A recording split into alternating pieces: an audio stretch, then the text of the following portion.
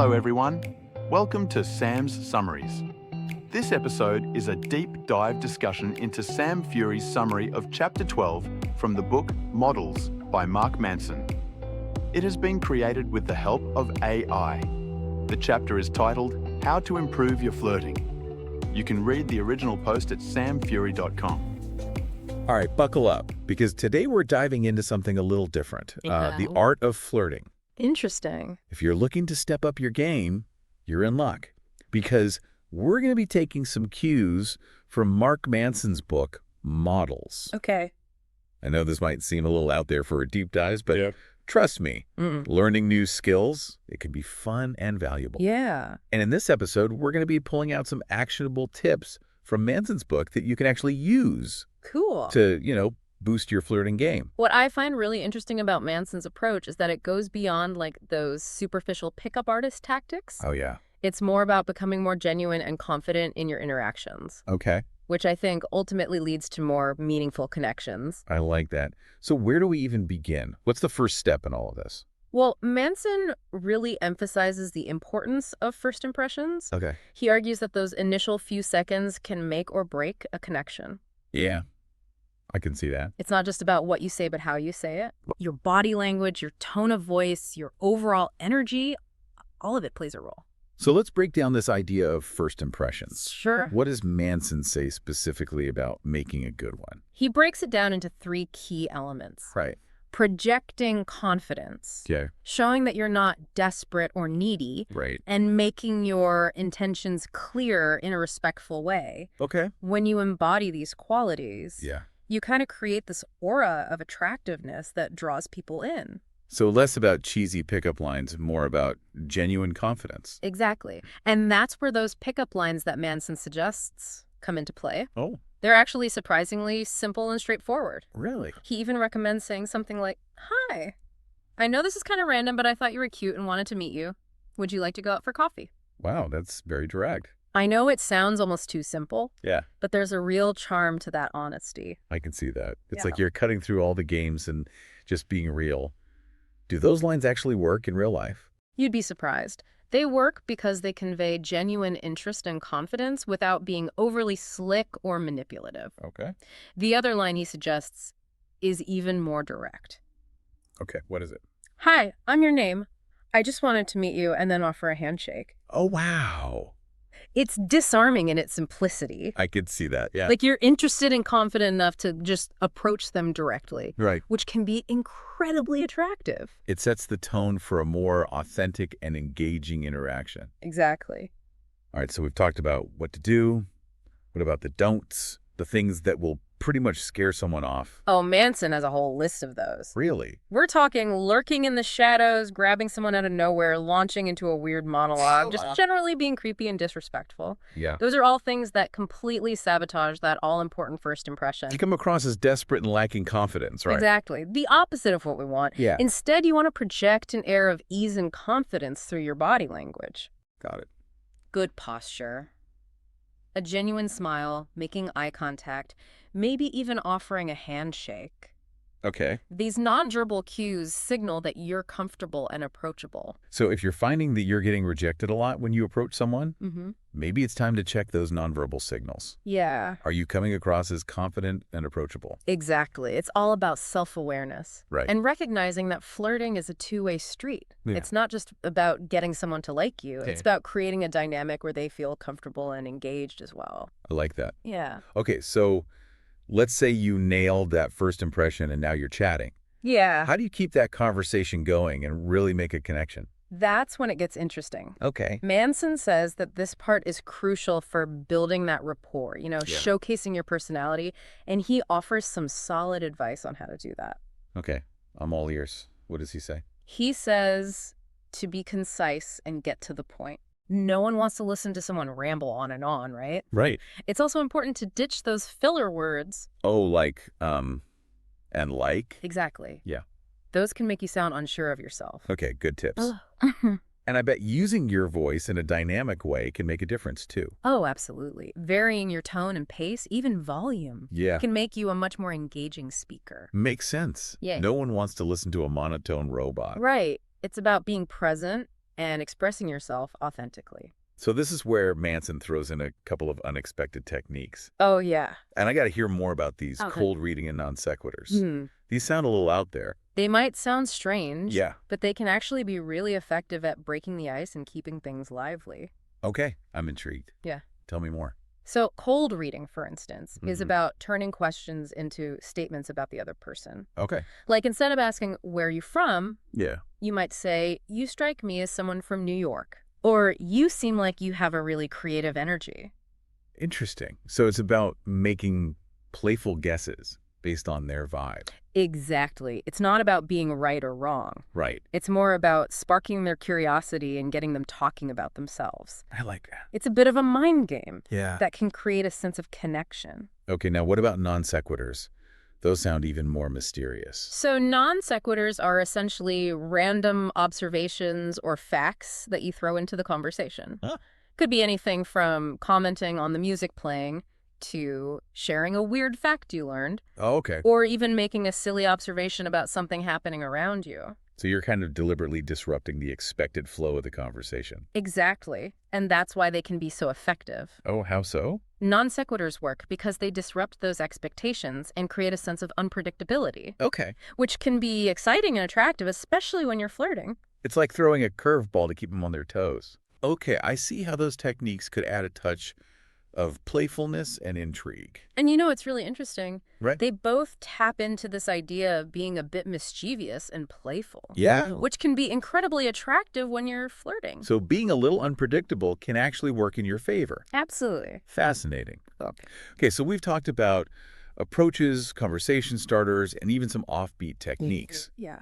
But Manson also talks about the power of storytelling Oh, yes. in building a deeper connection. Why is that so important when it comes to flirting? Well, stories are incredibly powerful. They allow us to share our experiences, our values, our sense of humor Okay. in a way that's engaging and memorable. So it's like inviting the other person into your world. Exactly. You're revealing who you are on a deeper level. And Manson provides a specific formula for crafting a good story. He does. Okay, what is it? It's all about structure. Right. You start with a setup to provide context, then introduce some conflict or tension. Okay, to keep them hooked. Right. And finally, you wrap it up with a resolution or punchline. It's like a mini adventure. Exactly. And a good story can really draw someone in and make them feel connected to you. So let's apply this to our listener. Imagine they're chatting with someone they like. What kind of story could they tell using this formula? Okay, so let's say our listener is really into travel Okay. and has a great story about a recent trip. Mm-hmm. They could start by setting the scene, describing the amazing place they visited, Okay. what they were hoping to experience. And then they could introduce some conflict. Okay, like what? Maybe they got lost mid their flight or had some funny cultural misunderstanding. Oh, I love those travel mishap stories. They're always relatable. And then Yeah. for the resolution, they could talk about how they eventually figured things out. Okay. Maybe had an unexpected adventure or learned a valuable lesson along the way. That's a great example. It's lighthearted, but it tells you something about their adventurous spirit, Right. their ability to handle things when they go wrong, Exactly. and their passion for exploring new places. And that's what makes storytelling so powerful. Yeah. It allows you to subtly convey who you are and what you care about. It's an invitation to connect on a deeper level. Exactly. Speaking of connecting on a deeper level, Manson also talks about vulnerability in flirting. Oh, yeah. He encourages people to share their passions, their dreams, even their best and worst experiences. Mm-hmm. But wouldn't that be risky? Especially when you're first getting to know someone. It can feel risky, but that's part of what makes it so powerful. Okay, how so? Vulnerability is about letting your guard down Mm-hmm. and letting the other person see the real you flaws and all. I can see how that could be scary, Yeah. especially if you're worried about being judged. Right. But Manson seems to think it's essential for building real intimacy. He does. And I think he's right. Why is that? Because when you're willing to be vulnerable, it creates a sense of reciprocity. Okay. It shows you trust the other person enough to let them see your true self. Yeah. And that invites them to do the same. So it's not about being perfect, it's about being authentic. Exactly. But how do you find that balance between being vulnerable and oversharing? That's a great question. Yeah.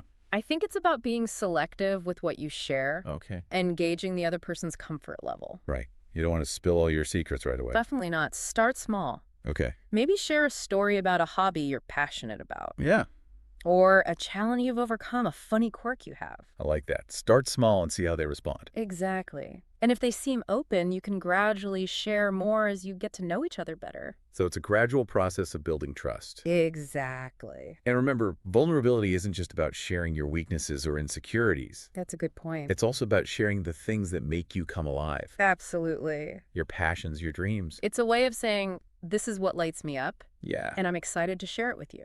And that enthusiasm is contagious. Okay, so we've covered first impressions, conversation skills, storytelling vulnerability. Mm-hmm. What other insights does Manson offer on this whole flirting thing? Well, he talks a lot about humor Yeah. and how important it is in making yourself attractive to others. He believes that a good sense of humor is one of the most attractive qualities a person can have.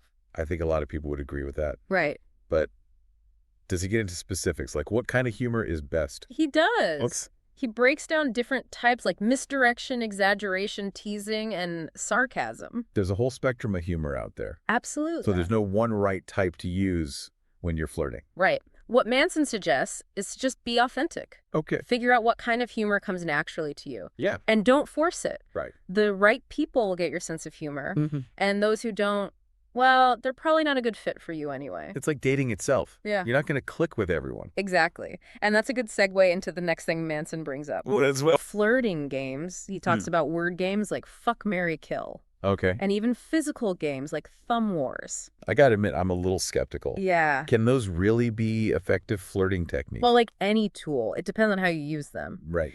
Games can be a great way to break the ice, Okay. spark a conversation, Yeah. even introduce physical touch in a lighthearted way. I can see how a game like Fuck, Marry, Kill could lead to some interesting conversations Right. and maybe reveal some things about each other's personalities. Exactly. It's a fun way to learn about each other's preferences. Yeah. Maybe even discover some shared interests. Mm-hmm. It's a way to be silly together, Okay. which can really help to break down those initial barriers. What about physical games like Thumb Wars? I could see how that could be a way to introduce touch, Mm-hmm. but it seems like it could also be awkward. I think the key with any kind of physical game is to make sure it's consensual and playful. Okay. You want to create a sense of fun and connection and not make someone uncomfortable. Right. But done well, those games can build a sense of intimacy, Okay. create a flirty, playful vibe. It seems like with both kinds of games, context is really important. Definitely. You don't want to jump into a game too early. I agree. I think Manson's point is that games are a tool, not a replacement for genuine conversation and connection. Right. So you don't want to rely on them too heavily. They should be part of a larger strategy. Exactly. So if we were to sum up all this wisdom into one key takeaway, Yeah. what would it be? What's the biggest lesson you've learned from all this? I think it boils down to this. Flirting isn't about tricks or manipulation. Okay. It's about conveying confidence, genuine interest, Yeah. and a playful spirit. I like that. It's about putting yourself out there in an authentic way Mhm. and creating a space for connection to happen. It sounds like flirting is really just an extension of how you approach life in general. Exactly. If you're confident, playful, and interested in others, Yeah. it's going to show in your interactions. Yeah, absolutely. And that's what makes it so much more than just a way to get a date. Okay. These skills can enrich all your relationships. I love that Manson doesn't just talk about the what, but he gives you the concrete examples and advice that people can use. He breaks things down in a way that makes flirting feel approachable, Yeah. even fun. So for our listener who's been taking notes, Mm-hmm. what's one thing they could do today to put all this into practice? I would encourage them to simply become more aware of how people interact. Okay. Go out into the world and pay attention. Yeah. Notice how people flirt, how they connect, what makes them seem engaging. It's like turning everyday life into your own flirting research lab. Right. And the best learning happens when you step outside your comfort zone I completely agree. and try things out. So to our listener, I say go forth and flirt responsibly. Yes. Have fun, be yourself, and see what happens. You might be surprised at the connections you make. You never know. And remember to enjoy the process. Mm-hmm. Flirting should be playful and exciting. Thanks for tuning in to Sam's Summaries. If you found this episode useful, let us know with a like, follow, and share. Also, if you haven't already, be sure to visit samfury.com to get free access to all of Sam's original summaries, which you can download as PDFs as well as other exclusive content. It's all completely free at samfury.com.